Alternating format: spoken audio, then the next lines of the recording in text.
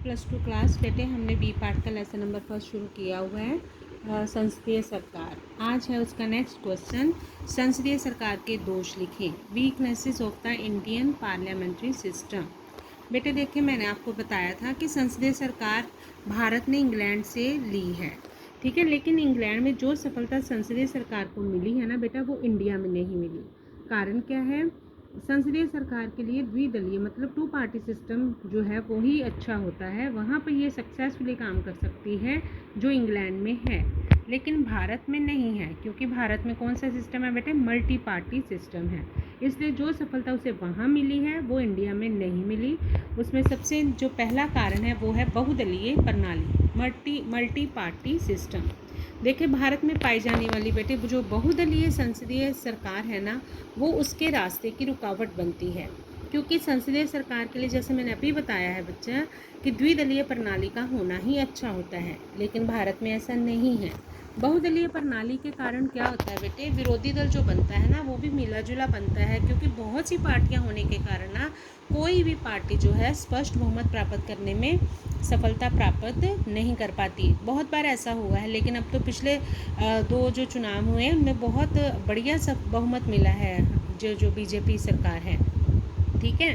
तो फिर जब मिलीजुली सरकारें बनती हैं तो विरोधी दल भी मजबूत नहीं बनता, क्योंकि विरोधी दल भी फिर मिला जुला ही बनता है।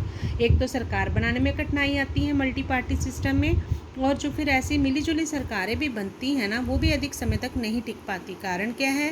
उनमें से एक भी पार्टी अगर अपना बहुमत लेके अलग हो जाए तो वो जो है वो सरकार अधिक समय तक नहीं टिकती, क्योंकि वो टूट जाती है सरकार, उसका बहुमत खत्म हो जाता है। तो सबसे पहला दोष क्या है बेटे संसदीय सरकार का? बहुदलीय प्रणाली का होना। सेकंड क्या है? मतदाताओं में रुचि का अभाव, lack of interest among voters. Bharat में क्या है बेटा?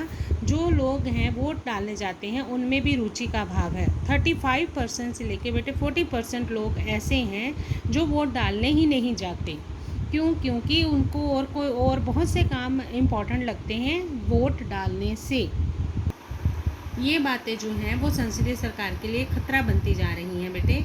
संसदीय सरकार को अगर हम सफलतापूर्वक चलाना चाहते हैं तो उसके लिए ज़रूरी है मतदाताओं में रुचि होना, ताकि वो अपने लिए ठीक प्रतिनिधि चुन सकें। अगर मतदाता ही रुचि नहीं रखेंगे, इंटरेस्ट नहीं रखेंगे, तो बेटा वो अपने लिए फिर ठीक प्रतिनिधि नहीं चुन पाएंगे।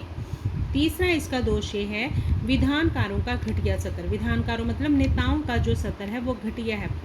पुअर क्वालिटी ऑफ लेजिस्लेटर, जो संसद के नेता लोग होते हैं उनका सत्र जो है वो नीचे गिरता जा रहा है। भारत में जो आम जनता है अनपढ़ है, इसलिए वो बेटे अपने लिए ऐसे नेता चुन लेती है जो बुद्धिमान नहीं होते, जो योग्य नहीं होते। ऐसे जब नेता बन जाते हैं ना नेता, तो वो क्या करते हैं? सदन में बिना तैयारी के आ जाते हैं। कोई भी उनसे कोई भी क्वेश्चन पूछा जाए उन्हें उनके जवाब ही नहीं आते होते। क्यों? क्योंकि उन्होंने तैयारी नहीं की होती, उन्होंने कुछ भी नहीं उन्हें पता होता भी क्या हो रहा है, आज किस बात पर बहस हो रही है। और फिर वो विचार विमर्श में भाग लेना ही नहीं चाहते। वो कहते हैं कि आप आज कुछ और डिस्कस कर लो, हम कल बताएंगे। फिर इसके अलावा अनुशासनहीनता दिखाते हैं, शोर शराबा करते हैं, फिर दूसरे को बोलने का मौका भी नहीं देना चाहते, और इवन यहाँ तक बेटे एक दूसरे के साथ हाथापाई पर उतर आते हैं। ऐसी घटनाएं जब संसद में होने लगती हैं या विधानसभाओं में होने लगती हैं तो उसी बात का प्रमाण है कि जो विधानकार है, जो नेता है, उनका सत्र काफ़ी गिर गया है, ठीक है। ये भी संसदीय सरकार के लिए ठीक बात नहीं है। संसदीय सरकार संसद के नेताओं के साथ ही चलती है। नेक्स्ट है 4th पॉइंट, सामूहिक उत्तरदायित्व का अभाव। जब बेटा मैंने आपको इसकी विशेषताएं कराई थी संसदीय सरकार की, मैंने आपको बताया था एक होती है इंडिविजुअल रिस्पॉन्सिबिलिटी, जिसमें एक मंत्री की गलती का नतीजा सिर्फ वही भोगता है, वही अकेला रिजाइन देता है। एक होती है बेटे कलेक्टिव रिस्पॉन्सिबिलिटी।